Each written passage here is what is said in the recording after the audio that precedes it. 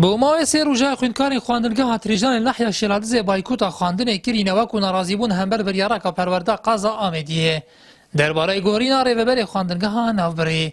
Beşek ji wan xwînkara jî dibêjin. Bila perwerde bûme pertûkên xwandinê dabîn biket ku piraniya me tan û kedibê pertûkên û xwandina xwe bi merzema dibene serî. û me çarîşe li ser rêveberî nînin ta ku bihête guhorîn.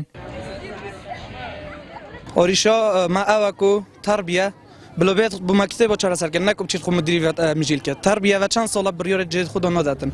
û kustero jî û birafo jî. Dixwazim me ew e bu mektêba jî dabî bikin û her wesa seydê riz garnête gorîn.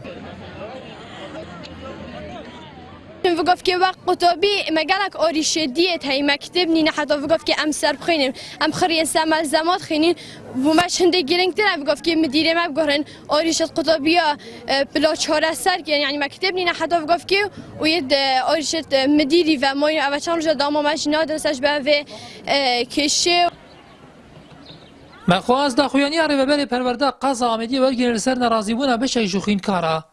Lê amade nebû bersiva wan xwînkara bidet. Di evveş pênşembe em şinîko hetin û kemşinîka kêt nemede dest. Em du jî hatin ferekî nemal.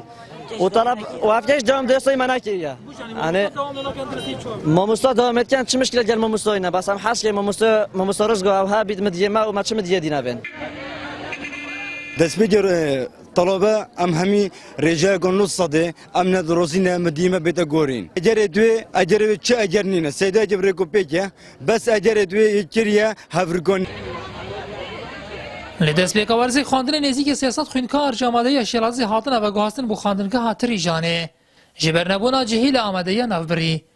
Piştî wê çendê xwînkar nerazî bûn çûnkî kirêya hatin û çûnê li ser wan zêde bû. û di nehata li ser biryareka perwerdê derbarê gorîna rêveberê wê xwandingehê careka dî nerazîbûna xwînkara peyda bûye. Nihat Oremariyên Nartî, Nahya Şêladizê.